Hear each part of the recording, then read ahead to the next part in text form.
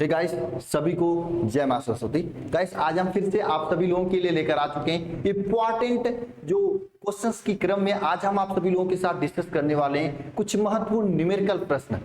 यानी ये ऐसे प्रश्न हैं जो आप सभी लोगों को तैयार कर लेना चाहिए, जो आप सभी के बोर्ड एग्जाम को लेकर इंपॉर्टेंट है।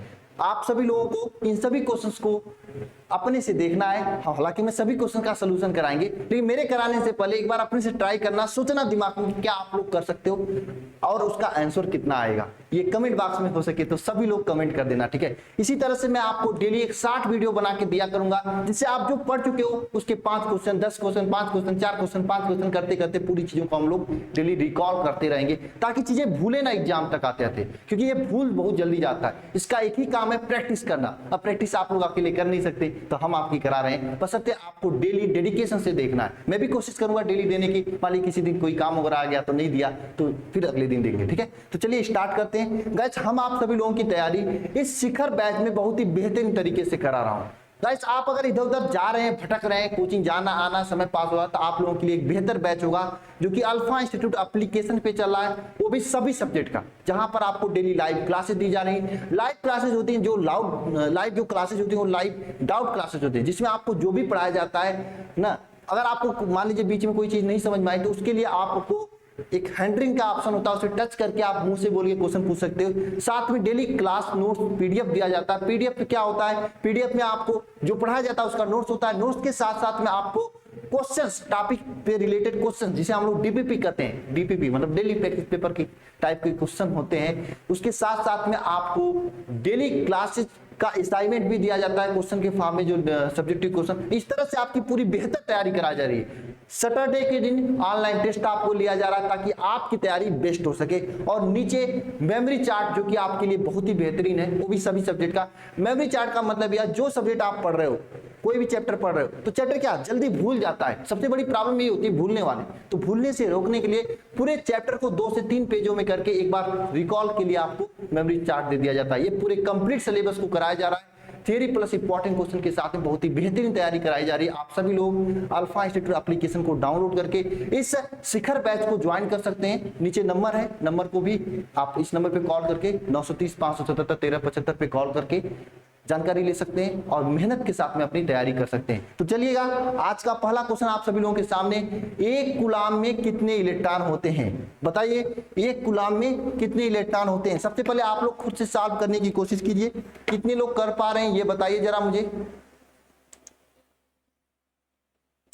एक कूलाम में कितने इलेक्ट्रॉन होते हैं बताइए, कितने लोग कर पा रहे हैं? कितने लोग कर पा रहे हैं इस क्वेश्चन को? कोई है जो कर पा रहा है क्वेश्चन को? बताओ। पूछ रहा है कि एक कूलाम में कितने इलेक्ट्रॉन होते हैं। बहुत ही इंपॉर्टेंट क्वेश्चन है। जिसको आ रहा है नीचे कमेंट बॉक्स में आंसर दीजिएगा, अपने नाम के साथ में आंसर दीजिएगा, क्योंकि सबको दिखना चाहिए कि आपको आ रहा है और आपका नाम नीचे कमेंट बॉक्स में पब्लिश रहे, ठीक है। देखिए, एक कूलाम में कितने इलेक्ट्रॉन होते हैं ये पूछा जा रहा है। यानी क्यू का मान, क्यू इज इक्वल टू क्या है, NE। एक फार्मूला आप लोगों ने पढ़ रखा है, पढ़ रखा है, बोलिए पढ़ रखा है ना? नहीं पढ़ रखा है तो आपके लिए बैच है, ज्वाइन कीजिए, वहां पे ये सभी चीजें बहुत ही अच्छे से पढ़ाई गई है, ठीक है। तो Q बराबर NE आपसे करा। Q क्या है? आवेश है, ठीक है। और यहाँ पे कितना आवेश है? एक कूलाम का आवेश है, यानी Q का मान यहाँ पे 1 हो गया। और N का मान पूछा कितना है, कितना इलेक्ट्रॉन, यही तो पूछा, इलेक्ट्रॉन की संख्या, यही तो पूछा ही आपसे, ठीक है। और E का मान क्या होता है? इलेक्ट्रॉन पर आवेश, जो कि 1.6 इंटू 10⁻⁻19 कूलाम का होता है ना। ये सभी को पता होता है ना, ठीक है, ये सभी को पता होता है। अब आपको ध्यान देना, Q is equal to NE से, यहां से N इज इक्वल टू क्या हो जाएगा? Q अपान E हो जाएगा। अब देखो Q का वैल्यू क्या है, यहाँ पे 1 है, और E का वैल्यू क्या, 1.6 इंटू 10⁻⁻19 कूलाम है, ठीक है। तो यहां से N का वैल्यू क्या आ जाएगा, इसे भाग दोगे तो 6.25 इंटू 10⁻18 आता है। यानी कितने इलेक्ट्रॉन होते हैं? 6.25 इंटू 10⁻18 इलेक्ट्रॉन से एक कूलाम का आवेश बनता है। इसका आंसर क्या हो जाएगा? 6.25 इंटू 10⁻18 हो जाएगा इसका आंसर ना। नेक्स्ट क्वेश्चन चले, अगला क्वेश्चन देखो, बहुत ही अच्छा क्वेश्चन है। ये क्वेश्चन है, बताओ, ये क्वेश्चन बताओ, कितने लोग बताते हैं ये क्वेश्चन? बताइए, कितने लोगों को ये क्वेश्चन आ रहा है? बताओ कितने लोगों को यह क्वेश्चन आ रहा है? क्या दो बिंदु आवेशों को एक निश्चित दूरी पर, दो बिंदु आवेशों को एक निश्चित दूरी पर रखा जाता है तो 80 न्यूटन का बल कार्य करता है। यदि इन्हीं दोनों आवेशों को किसी परावैद्युत में इतनी ही दूरी पर रखा जाता तो 8 न्यूटन का बल कार्य करता है। तो परावैद्युत का मान ज्ञात कीजिए। आपको पता है कि परावैद्युतांक K इक्वल टू क्या होता है? मैंने आपको बताया था किसी वायु में लगने वाला बल, वायु में लगने वाला बल में वायु में अपान यफ अपान माध्यम, ये परावैद्युतांक का फार्मूला होता है। नहीं पता है मैं समझा देता हूं, टेंशन नहीं लेना है, समझना है बस। देखो क्या होता है, ये दोनों मार्कर है, इन दोनों मार्कर को यहां पे रखें तो एक दूसरे पे बल कार्य कर रहा है बल। अगर इन्हीं दोनों मार्कर को उठाकर हम जल में डाल देंगे तब पर भी इस पे बल कार्य करेगा, लेकिन दोनों बल बराबर नहीं होगा। ठीक है, तो वायु में रखने पे जो बल कार्य करता है और इन्हीं दोनों मार्कर को जल में रखने पे जो बल कार्य करता है, इन्हीं दोनों के अनुपात को क्या कहते हैं? ये K लिखा जाता है, जिसे हम लोग क्या कहते हैं? परावैद्युतांक कहते हैं, परावैद्युतांक कहते हैं। ठीक है, अब देखो क्वेश्चन में क्या कर रहा है। क्वेश्चन में कह रहा है कि इन्हीं दो आवेशों को वायु में निश्चित दूरी पर रखने पर कितना न्यूटन का बल कार्य करता है? यह वायु का मान कितना है?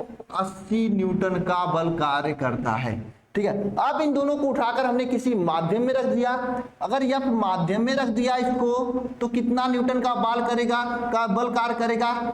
करने लगा 8 न्यूटन का बल कार्य करने लगा। तो आपसे क्या पूछ रहा है? आपसे यह पूछ रहा है कि परावैद्युतांक K का मान क्या होगा। अब तो आप फार्मूला जानते हो, F अपान वायु अपान F माध्यम इज इक्वल टू K। तो F वायु के यहाँ पे रखो, K इज इक्वल टू क्या लिखोगे? F वायु के यहाँ पे 80 रखोगे, F माध्यम के यहाँ पे 8 रखोगे, कट जाएगा 10 आएगा, यानी परावैद्युतांक K का मान 10 होगा। कितना आसान क्वेश्चन है। अगर आपको पता होना चाहिए कि अगर दो मार्कर को वायु में रखते हैं तो अलग बल कार्य करता है, इन्हीं दो मार्कर उठा के जल में रख देंगे तो अलग बल कार्य करेगा। होता है ना। अगर किसी लड़के को गांव में, उसके गांव में जाके गाली दोगे तो आपको झपट के मार देगा, 2-3 फाइट खींची। क्यों भाई, बात सही है कि नहीं? अरे बताओ सही है कि नहीं बात? झपट के 4-6 फाइट मार देगा, उसके बाद गन होगा, गनों से मार देगा, तो वहां पर उसके शरीर में अलग उत्तेजना आ गई, अलग बल आ गया। और वही लड़के वहां को अगर अपने गाँव में बुलाओगे ना तो गोड़ जार के भागोगे। अरे होता है कि नहीं बताओ? आप कॉलेज में पढ़ते होंगे, आप जिस कॉलेज में पढ़ते हो उस कॉलेज के गांव के बंदे वहां के बदमाशी करते होंगे ज्यादा। क्यों? क्योंकि उनका गांव होता है। तो वही बात, अगर दो आवेशों को किसी वायु में रखते तो यहाँ पे अलग बल कार्य करता है, उठाकर माध्यम में कहीं और दूसरे घर रख दिए ना तो वहां पे कम बल कार्य करने लगता है। और आप लोगों का भी यही हाल है, घर पे जाते हो खूब घूर घूर के खाते हो, लेकिन कहीं किसी दूसरे के घर चले गए तो लजाते हो खाने से। कुछ लोग नहीं लजाते होंगे, कुछ लोग तो आम का दाना चाप के खाने वाला क्वालिटी के होंगे। क्यों भाई, कौन कौन है आम के दाना चाप खाने वाले क्वालिटी का? भाई कौन कौन है आम के दाना चाप के खाने वाले? हैं घर का खाना तो कम खाना, आम के दाना चाप के खाना, है होंगे कुछ लोग। लेकिन यहाँ पे क्या है, वायु में रखते हैं तो अलग बल, माध्यम में रखते हैं अलग बल, दोनों का अनुपात निकालेंगे तो परावैद्युतांक K का मान आ जाएगा। अब यहाँ पे वही पूछा है, क्वेश्चन इतना बड़ा, सोल्यूशन इतनी छुट्टी से। तो डरना नहीं है, मेहनत करनी है, डेली आपको दी जा रही है यहाँ पे चीजें। नेक्स्ट क्वेश्चन ध्यान देना, ये है, पढ़ो क्वेश्चन को, क्वेश्चन पढ़ो, जिसको आंसर आ रहा है आंसर कमेंट बॉक्स में कमेंट करो। क्वेश्चन पढ़ो, जिसको आंसर आ रहा है आंसर कमेंट बॉक्स में क्या करो? कमेंट करो। क्वेश्चन क्या है? 5 इंटू 10⁸ कूलाम का बिंदु आवेश कितनी दूरी पर वैद्युत क्षेत्र में रखा जाए कि वैद्युत क्षेत्र की तीव्रता 450 वोल्ट मीटर हो जाए। यानी Q का मान दिया है कितना? 5 इंटू 10⁻⁸ कूलाम, कूलाम का आवेश हो गया। इसको वायु में इस बिंदु आवेश को कितनी दूरी पर विद्युत क्षेत्र में रखा जाए कि इस पे वैद्युत क्षेत्र की तीव्रता E का वैल्यू कितना हो जाए? बताओ, वैद्युत क्षेत्र की तीव्रता E का वैल्यू 450 वोल्ट प्रति मीटर हो जाए, वैद्युत क्षेत्र की तीव्रता। ये पूछा है क्वेश्चन। इतना कूलाम का आवेश कितनी दूरी पे रखा जाए कि वैद्युत क्षेत्र की तीव्रता क्या हो जाए? बताओ, इतना हो जाए। आप लोगों को एक फार्मूला याद है, नहीं याद है सर, बताओ, मुझे नहीं याद है, बताओ। तो मैं बताऊंगा क्या, किसी बिंदु आवेश के कारण बल क्या होता है, नहीं, बिंदु आवेश के कारण क्या, वैद्युत क्षेत्र की तीव्रता,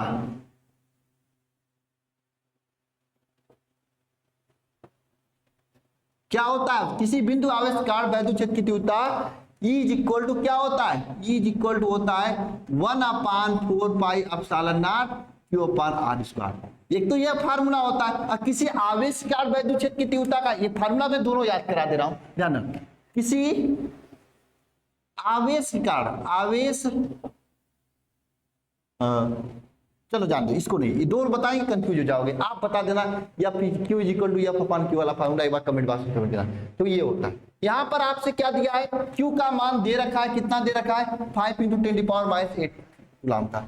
E का मान कितना दे रखा है, 450 E का मान दे रखा है। आपको पता होना चाहिए कि 1/4 पाई एप्सिलॉन नॉट का वैल्यू कितना, 9 × 10⁹ होता है। और आपको दूरी ज्ञात करना है, पूछा है, दूरी ज्ञात करना है, आपसे पूछा है। तो वैद्युत क्षेत्र की तीव्रता E इज इक्वल टू क्या हो जाएगा, 9 × 10⁹ हो जाएगा यहाँ पे, ठीक है। E क्या पे, अब आपको Q का मान कितना है, 5 × 10⁻⁸ अपान R स्क्वायर का वैल्यू आपको नहीं पता। अब E का वैल्यू क्या है, यहाँ पे 450 है, 450 है, ठीक है ना। ध्यान देना, देखो किसे क्या लिख सकते हो, बताओ क्या लिख सकते हो। देखो ये 10⁹ है, यहाँ पे 10 के ऊपर 9 से शून्य है, यहाँ पे 10 के ऊपर -8 शून्य है, तो यहाँ पे 10 के ऊपर ये दोनों कटेगा तो कितना बचेगा बताओ, 450 इज इक्वल टू कितना हो जाएगा, 9 × 5 × 10, ये हो जाएगा अपान R स्क्वायर हो जाएगा, है ना। इसे सॉल्व करोगे तो 450 इज इक्वल टू क्या, 5 9 45, 450 अपान R स्क्वायर हो जाएगा। तो ये कट जाएगा, R का वैल्यू क्या आ जाएगा, 1 मीटर, 1 मीटर की दूरी पे है। बताओ कितने लोगों का सही आंसर था, कोई बताएगा, 1 मीटर कितने लोगों में आंसर आया था, एकदम सही सलामत, खुदा न खास्ता एकदम सही सलामत आया था। कितने लोगों का सही आंसर आया था, बताएगा कोई क्या। नेक्स्ट क्वेश्चन देखते हैं, ये है ना, इसके बाद कोई क्वेश्चन नहीं है। तो ये क्वेश्चन आपके लिए मैं दे रहा हूं, होम वर्क, घरे का काम, कि बता दूं क्या, चलो बता देता हूं। ये होमवर्क क्या रहेगा, चलो मैं होमवर्क कुछ और दूंगा, ना, होमवर्क कुछ और दूंगा। चलो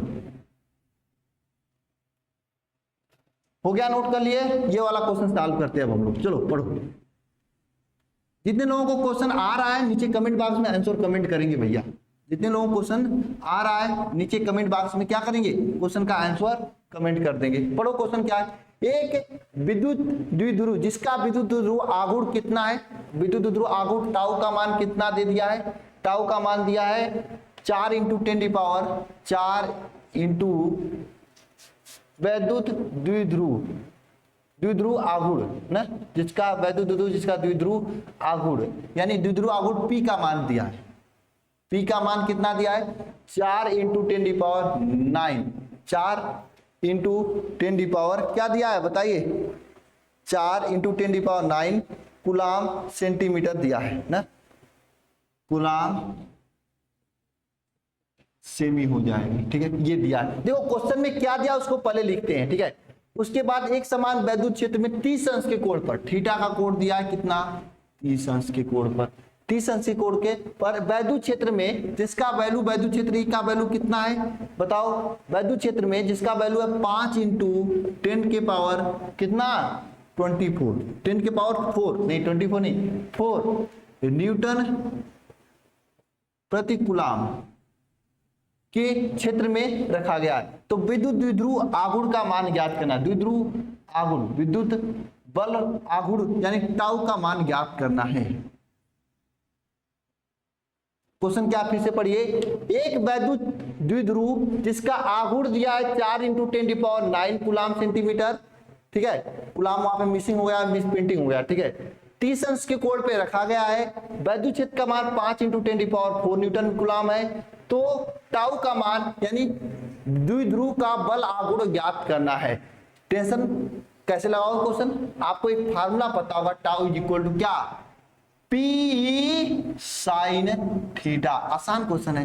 पी का वैल्यू दिया है कितना, 4 × 10⁹, 4 × 10⁻9 -9 कूलम का, 4 × 10⁻9 कूलम सेंटीमीटर का वैल्यू दिया है पी का मान।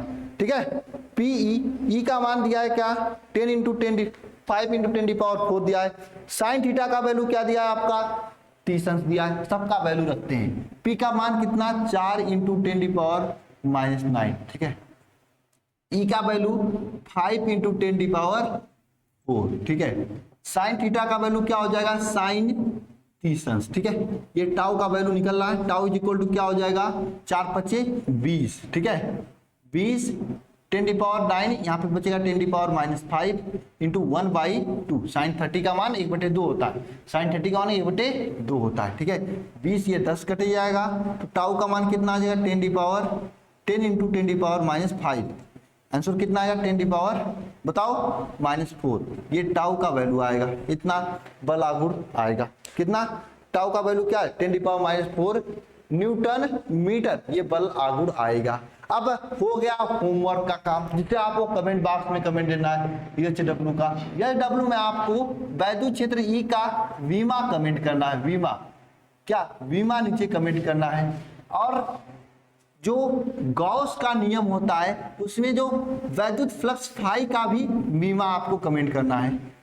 दोनों वीमा आपको नीचे कमेंट बॉक्स में कमेंट कर देना, यह आपका होमवर्क है। और साथ में मात्रक भी, मात्रक इसका भी, मात्रक इसका भी। ठीक है, ये दोनों चीजें आपको नीचे कमेंट बॉक्स में कमेंट कर देना है। करोगे ना कमेंट, तो मिलते हैं नेक्स्ट लेक्चर में। सभी को धन्यवाद, थैंक यू। मेहनत से पढ़ते रहिए। और आप सभी लोगों के लिए शिखर बैच बहुत ही बेहतरीन है, आप सभी लोग ज्वाइन कर लीजिए। मैं कह रहा हूं ना, चीजें याद हो जाएंगी, आपको याद रहेंगी। बोर्ड में आप समझ लो, एक अच्छा % लाने से आपको कोई नहीं रोक सकता है। अल्फा इंस्टीट्यूट ऐप को डाउनलोड करके इस शिखर बैच को जरूर ज्वाइन करें आप सभी लोग, बहुत ही फायदा होगा आप लोगों को। बहुत से सर के साथ आप लोग पढ़े होंगे ना, एक बार मेरे साथ भी पढ़ के देखिए कितना अच्छा परिवर्तन आता है। ठीक है, तो चलिए मिलते हैं नेक्स्ट लेक्चर में। सभी को धन्यवाद, अगले दिन। ठीक है, ओके, जय माता सरस्वती सभी को।